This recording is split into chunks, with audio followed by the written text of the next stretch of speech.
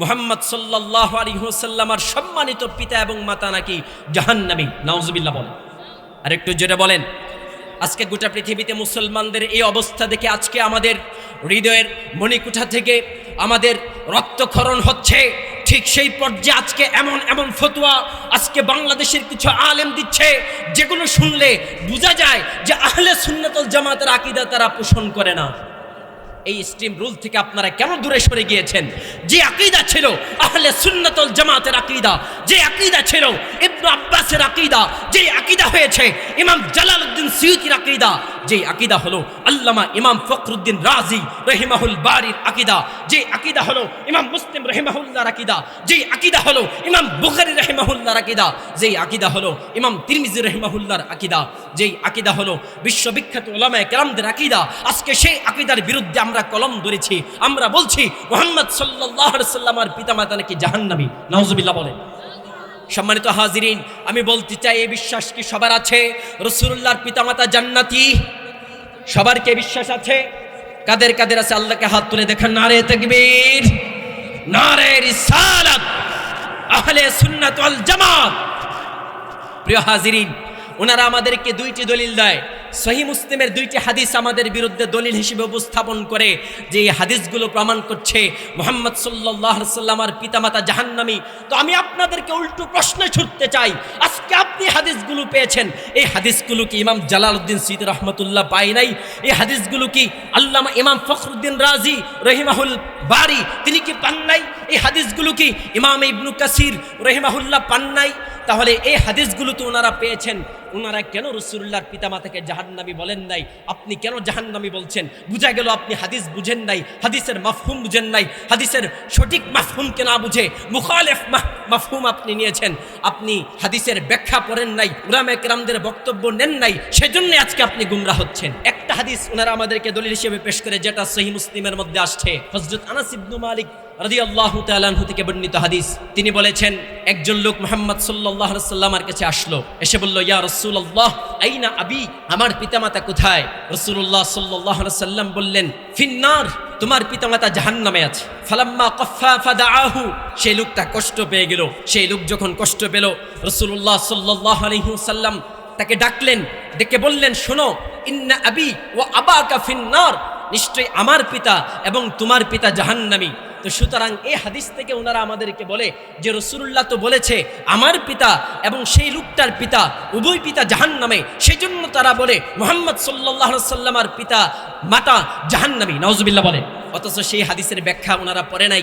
রদ্দুল মুহতার ৪র্থ খণ্ডের মধ্যে আসছে, স্পষ্টভাবে আসছে, সেখানে ব্যাখ্যা দেওয়া হয়েছে মুহাম্মদ সাল্লাল্লাহু আলাইহি ওয়াসাল্লাম জানতেন না রাসূলুল্লাহর পিতামাতা জান্নাতি, সেজন্য রাসূলুল্লাহ বলেছে যে আমার পিতামাতা এবং তোমার পিতা জাহান্নামী। রাসূল জানতেন না বিদায় এই কথাটা বলেছেন। পরবর্তীতে আল্লাহ তাআলা জানিয়ে দিয়েছে রাসূলুল্লাহর পিতামাতা জান্নাতি। সুবহানাল্লাহ। আজকে গোটা পৃথিবীর অবস্থা আমরা সবাই জানি।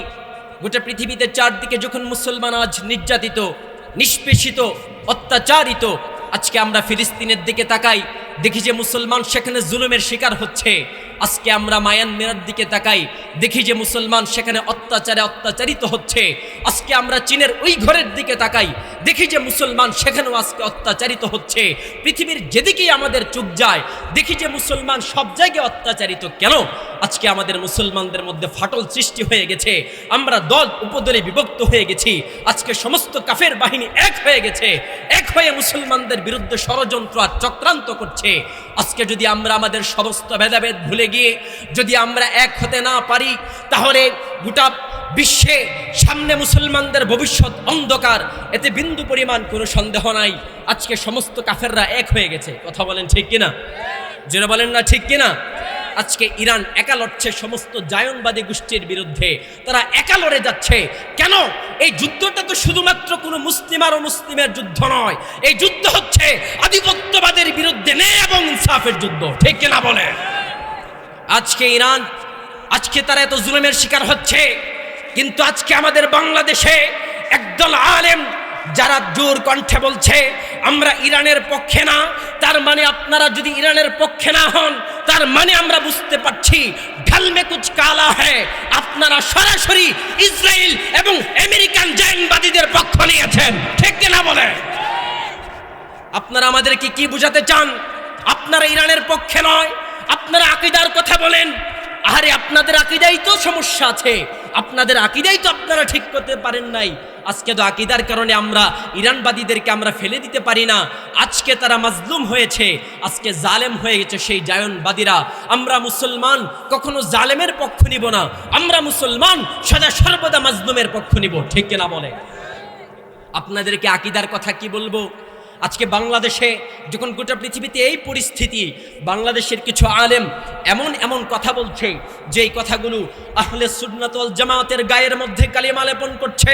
এমন কথা বলছে যুগ যুগ ধরে, ১৫০০ বছর ধরে আহলে সুন্নাত ওয়াল জামাতের যে আকীদা, সেই আকীদার মধ্যে তাদের কথাগুলো আজকে ফাটল ধরাচ্ছে। আজকে বাংলাদেশের একজন আলেম তো বলেই ফেলেছে মুহাম্মদ সাল্লাল্লাহু আলাইহি ওয়াসাল্লামের সম্মানিত পিতা এবং মাতা নাকি জাহান্নামী। নাউজুবিল্লাহ বলেন। আর একটু জোরে বলেন। আজকে গোটা পৃথিবীতে মুসলমানদের এই অবস্থা দেখে আজকে আমাদের হৃদয়ের মণিকুঠা থেকে আমাদের রক্তক্ষরণ হচ্ছে। ঠিক সেই পর্যায়ে আজকে এমন এমন ফতোয়া আজকে বাংলাদেশের কিছু আলেম দিচ্ছে, যেগুলো শুনলে বোঝা যায় যে আহলে সুন্নাত ওয়াল জামাতের আকীদা তারা পোষণ করে না। এই স্ট্রিম রুল থেকে আপনারা কেন দূরে সরে গিয়েছেন? যে আকীদা ছিল আহলে সুন্নাত ওয়াল জামাতের আকীদা, যে আকীদা ছিল ইবনে আব্বাসের আকীদা, যে আকীদা হয়েছে ইমাম জালালউদ্দিন সুয়ুতির আকীদা, যে আকীদা হলো আল্লামা ইমাম ফখরুদ্দিন রাজি রহিমাহুল বারির আকীদা, যে আকীদা হলো ইমাম মুসলিম রহিমাহুল্লাহর আকীদা, যে আকীদা হলো ইমাম বুখারী রহিমাহুল্লাহর আকীদা, যে আকীদা হলো ইমাম তিরমিজি রহিমাহুল্লাহর আকীদা, যে আকীদা হলো বিশ্ববিখ্যাত উলামায়ে কেরামদের আকীদা। আজকে সেই আকীদার বিরুদ্ধে আমরা কলম ধরেছি, আমরা বলছি মুহাম্মদ সাল্লাল্লাহু আলাইহি ওয়াসাল্লামের পিতামাতা নাকি জাহান্নামী। নাউজুবিল্লাহ বলেন। সম্মানিত হাজিরিন, আমি বলতে চাই এই বিশ্বাস কি সবার আছে? রাসূলুল্লাহর পিতামাতা জান্নাতি সবার কি বিশ্বাস আছে? কাদের কাদের আছে? আল্লাহকে হাত তুলে দেখান। নারে তাকবীর, নারে রিসালাত, আহলে সুন্নাত ওয়াল জামাত। প্রিয় হাজিরিন, ওনারা আমাদেরকে দুইটি দলিল দেয়। সহিহ মুসলিমের দুইটি হাদিস আমাদের বিরুদ্ধে দলিল হিসেবে উপস্থাপন করে যে এই হাদিসগুলো প্রমাণ করছে মুহাম্মদ সাল্লাল্লাহু আলাইহি ওয়াসাল্লামের পিতামাতা জাহান্নামী। তো আমি আপনাদেরকে উল্টো প্রশ্ন ছুড়তে চাই, আজকে আপনি হাদিসগুলো পেয়েছেন, এই হাদিসগুলো কি ইমাম জালালউদ্দিন সুয়ুতী রাহমাতুল্লাহ পায় নাই? এই হাদিসগুলো কি আল্লামা ইমাম ফখরুদ্দিন রাজি রহিমাহুল বারি তিনি কি পান নাই? এই হাদিসগুলো কি ইমাম ইবনে কাসির রহিমাহুল্লাহ পান নাই? তাহলে এই হাদিসগুলো তো ওনারা পেয়েছেন, ওনারা কেন রাসূলুল্লাহর পিতামাতাকে জাহান্নামী বলেন নাই? আপনি কেন জাহান্নামী বলছেন? বুঝা গেল আপনি হাদিস বুঝেন নাই, হাদিসের মাফহুম বুঝেন নাই, হাদিসের সঠিক মাফহুমকে না বুঝে মুখালিফ মাফহুম আপনি নিয়েছেন, আপনি হাদিসের ব্যাখ্যা পড়েন নাই, উলামায়ে কেরামদের বক্তব্য নেন নাই, সেজন্য আজকে আপনি গুমরাহ হচ্ছেন। একটা হাদিস ওনারা আমাদেরকে দলিল হিসেবে পেশ করে, যেটা সহিহ মুসলিমের মধ্যে আসছে। হযরত আনাস ইবনে মালিক রাদিয়াল্লাহু তাআলা আনহু থেকে বর্ণিত হাদিস। তিনি বলেছেন, একজন লোক মুহাম্মদ সাল্লাল্লাহু আলাইহি ওয়াসাল্লামের কাছে আসলো, এসে বলল, ইয়া রাসূলুল্লাহ আইনা আবি, আমার পিতামাতা কোথায়? রাসূলুল্লাহ সাল্লাল্লাহু আলাইহি ওয়াসাল্লাম বললেন, ফিন্নার, তোমার পিতামাতা জাহান্নামে আছে। ফালাম্মা কফা ফাদাআহু, সেই লোকটা কষ্ট পেয়ে গেল। সেই লোক যখন কষ্ট পেল, রাসূলুল্লাহ সাল্লাল্লাহু আলাইহি ওয়াসাল্লাম তাকে ডাকলেন, ডেকে বললেন, শোনো, ইন্না আবি ওয়া আবাকা ফিন্নার, নিশ্চয়ই আমার পিতা এবং তোমার পিতা জাহান্নামী। তো সুতরাং এই হাদিস থেকে ওনারা আমাদেরকে বলে যে রাসূলুল্লাহ তো বলেছে আমার পিতা এবং সেই লোকটার পিতা উভয় পিতা জাহান্নামে, সেজন্য তারা বলে মুহাম্মদ সাল্লাল্লাহু আলাইহি ওয়াসাল্লামের পিতা মাতা জাহান্নামী। নাউজুবিল্লাহ বলে। অথচ সেই হাদিসের ব্যাখ্যা ওনারা পড়ে নাই। রদ্দুল মুহতার ৪র্থ খণ্ডের মধ্যে আসছে, স্পষ্টভাবে আসছে, সেখানে ব্যাখ্যা দেওয়া হয়েছে মুহাম্মদ সাল্লাল্লাহু আলাইহি ওয়াসাল্লাম জানতেন না রাসূলুল্লাহর পিতামাতা জান্নাতি, সেজন্য রাসূলুল্লাহ বলেছে যে আমার পিতামাতা এবং তোমার পিতা জাহান্নামী। রাসূল জানতেন না বিদায় এই কথাটা বলেছেন। পরবর্তীতে আল্লাহ তাআলা জানিয়ে দিয়েছে রাসূলুল্লাহর পিতামাতা জান্নাতি। সুবহানাল্লাহ। একটু জোরে বলেন না ভাই, একটু জোরে বলেন না। তাহলে বোঝা যায় আপনারা ব্যাখ্যা পড়েন নাই। তো রদ্দুল মুহতার পড়েন, ব্যাখ্যা আপনারা পেয়ে যাবেন যে না, রাসূলের পিতামাতা জাহান্নামী নয়, জান্নাতি। শুধুমাত্র তাই না, আরেকটি সহিহ মুসলিমের হাদিস, সে হাদিসটি ওনারা আমাদেরকে দলিল হিসেবে পেশ করে। সেটা হচ্ছে রাসূলুল্লাহ সাল্লাল্লাহু আলাইহি ওয়াসাল্লাম যারান নবী সাল্লাল্লাহু আলাইহি ওয়াসাল্লাম কবর উম্মিহি ফাবাকা ওয়া আবকা মান হাওলাহু। আমার রাসূল সাল্লাল্লাহু আলাইহি ওয়াসাল্লাম ওনার মায়ের কবরকে জিয়ারত করলেন, রাসূল নিজেও কাঁদলেন। আশপাশের যত মানুষগুলো আছে আমার রাসূলের কান্না দেখে সমস্ত মানুষগুলো পর্যন্ত কেঁদে দিল। সাহাবায়ে কেরাম হাউমাউ করে কাঁদতে লাগলেন। রাসূলুল্লাহ সাল্লাল্লাহু আলাইহি সাল্লাম আল্লাহর কাছে আরজি পেশ করলেন, ইস্তাযানতু রাব্বি ফি আন আস্তাগফিরা লাহা ফালাম ইউযান লি। আমি আল্লাহর কাছে অনুমতি প্রার্থনা চাইলাম, আমার পিতামাতার জন্য আমি ক্ষমা চাই, আল্লাহ আমাকে অনুমতি দেয় নাই। ওয়া ইস্তাযানতুহু ফি আন আযুরা কবরাহা ফাআযিনা লি। আমি আল্লাহর কাছে অনুমতি চাইলাম, আল্লাহ আমি আমার মা বাবার কবরকে জিয়ারত করতে চাই, আপনি আমাকে অনুমতি দেন। এবার আল্লাহর পক্ষ থেকে অনুমতি চলে আসলো, ঠিক আছে তুমি তোমার মায়ের কবরকে জিয়ারত করো। রাসূল আপনি আপনার মা বাবার কবরকে জিয়ারত করুন। আমার রাসূল জিয়ারত করেছেন। আমার রাসূল বলেছে, জুরুল কুবুরা ফাইন্নাহা তুযাক্কিরুল মাউত ওয়া তুযাক্কিরুল আখিরা। তোমরা বেশি বেশি কবর জিয়ারত করো, কারণ কবর জিয়ারত করলে আখিরাতের কথা স্মরণ হয়, কবর জিয়ারত করলে মৃত্যুর কথা স্মরণ হয়, ঠিক কিনা বলে? তাহলে এই হাদিসের একটা অংশ হলো রাসূলুল্লাহ আল্লাহর কাছে পিতামাতার জন্য ক্ষমা চাইলেন, কিন্তু আল্লাহ তাআলা রাসূলুল্লাহর এই ডাককে শুনলেন না। তার মানে কি রাসূলুল্লাহর পিতামাতা জাহান্নামী? এই ব্যাখ্যা ওনারা আমাদেরকে দেয়। তাহলে ওনারা কি সেই হাদিসগুলো পড়ে নাই যে হাদিসগুলো রাসূলুল্লাহ সাল্লাল্লাহু আলাইহি ওয়াসাল্লামের পিতামাতা জান্নাতি হওয়ার দলিল? সেই হাদিসগুলোকে ওনারা পড়ে নাই? ইমাম ফখরুদ্দিন রাজি রহিমাহুল বারি লিখেছে যে রাসূলুল্লাহ সাল্লাল্লাহু আলাইহি ওয়াসাল্লাম আল্লাহর কাছে অনুমতি চেয়েছেন আল্লাহ রাসূল সাল্লাল্লাহু আলাইহি ওয়াসাল্লাম পিতামাতার কবরকে জিয়ারত করার জন্য, রাসূলুল্লাহ সাল্লাল্লাহু আলাইহি ওয়াসাল্লামকে অনুমতি দেওয়া হয়নি। তিন রাজি রহিমাহুল বারির বক্তব্য থেকে প্রমাণিত হয় না রাসূলুল্লাহর পিতামাতা জাহান্নামী না, বরঞ্চ রাসূলুল্লাহর পিতামাতা জান্নাতি। দলিল মুসনাদ আহমদের একটা হাদিস আপনাদেরকে শোনাতে চাই। রাসূলুল্লাহ সাল্লাল্লাহু আলাইহি ওয়াসাল্লাম বলেছেন, খরাজতু মিন নিকাহিন ওয়া লাম আখরুজ মিন সিফাহিন। আমি বিবাহের মাধ্যমে পৃথিবীতে এসেছি, আমি কোনো অপকর্মের মাধ্যমে, খারাপ কাজের মাধ্যমে পৃথিবীতে আসি নাই। মিন লাদুন আদামা ইলা আন ওয়ালাদানি আবি ওয়া উম্মি লাম ইউসিবনি মিন সিফাহিল জাহিলিয়াতি শাই। আমার থেকে শুরু করে নিয়ে একেবারে আদম আলাইহিস সালাতু ওয়াস সালাম পর্যন্ত আমার বংশের মধ্যে সামান্য পরিমাণ কোনো কালিমা পড়ে নাই। আল্লাহু আকবার বলেন, জোরে বলেন আল্লাহু আকবার। তো রাসূলের বংশে সামান্য পরিমাণ কোনো দাগ লাগে নাই। আজকে আপনারা কারা বলছেন রাসূলের পিতামাতা জাহান্নামী? আরে শুনেন, ইমাম জালালউদ্দিন সুয়ুতী যিনি নবম শতাব্দীর মুজাদ্দিদ ছিলেন, ইমাম জালালউদ্দিন সুয়ুতী রাহমাতুল্লাহি আলাইহি, তিনি রাসূলুল্লাহর পিতামাতা জান্নাতি হওয়া সম্পর্কে তিনি 4টি রিসালা লিখেছেন। কিরে ভাই মনোযোগ নাই আপনাদের? সুবহানাল্লাহ বলেন না।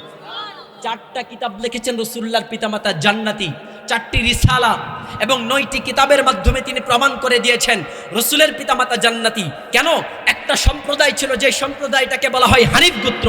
এই হানিফ গোত্র আইয়ামে জাহেলিয়াত পর্যন্ত শিরিকের ধারে কাছেও যায় নাই, শিরিক করে নাই।